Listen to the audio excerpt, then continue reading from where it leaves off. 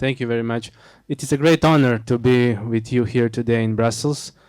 This date, 23rd of January, will be remembered in history as one of the turning points, not just in civil activity, but in scientific activity, medical activity, in legal activity, and in political activity as well.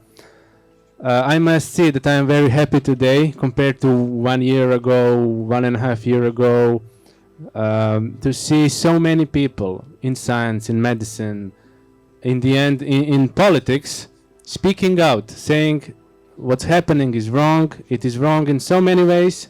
It is unscientific, it is undemocratic, and we must not allow it. I want to send a message of determination and the message of persistence. We are very close to winning this, but we need to be persistent and insist as we have done up to this point. So we see WHO, as Professor Perron said, and other countries stepping back. We are on a good trail, and if there is no new crisis that will happen upon us, hopefully not a planned one, then I'm extremely optimistic we are going to win this. In European Parliament, just a year ago, there were only a couple of members of European Parliament who were criticizing the narrative, who were criticizing the COVID response. But now there are more and more. There are many. We are building MEPs Alliance for Liberty platform in European Parliament, and we have conferences every few weeks to comment on what's happening in politics, to comment on what's happening in the society. If necessary, I think we should make European and maybe even global social and political movement against this evil that is upon us, against this extreme corruption on all levels, on all political levels, extreme corruption, unfortunately, in science.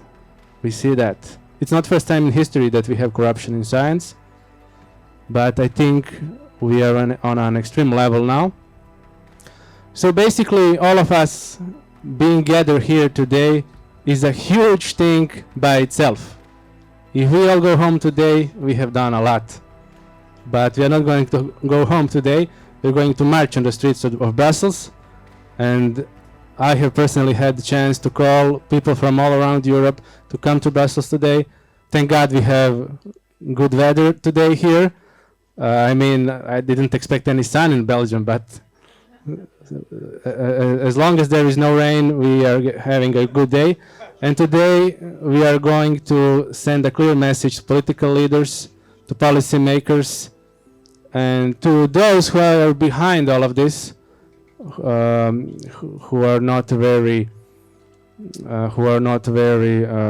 disclosed yet, that the people is not going to stand this anymore, and that we want things to go not to old normal. We need a better normal, you know.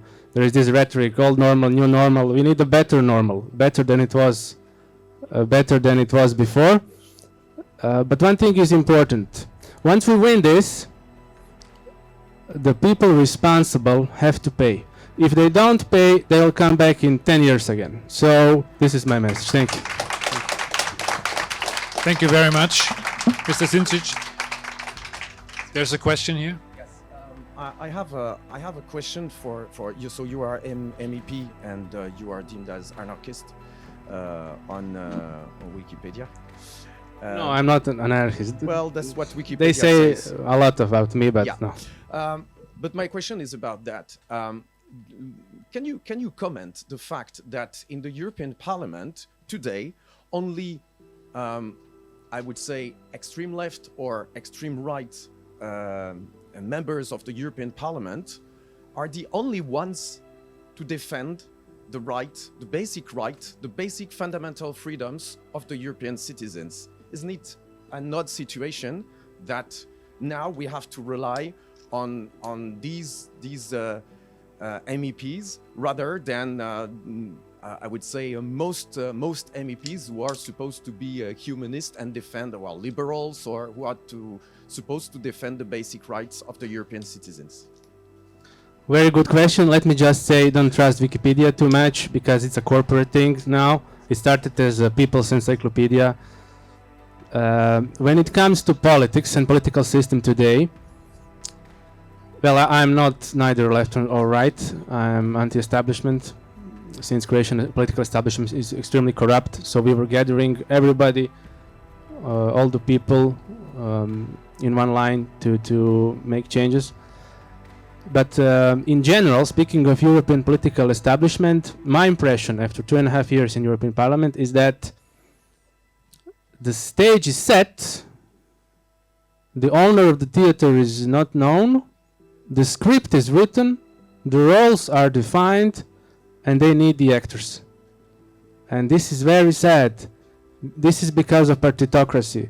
You may have good people, but under the pressure of the party, many of them will change their mind, will be silent, will be obedient. That's not good. Unfortunately, our political system is based on a negative selection. And with every election, with every generation, the people who are I would say free, who have their own opinion, are being suppressed and eliminated, down and out. And the obedient ones, and especially in Croatia, corrupt ones, go in and up.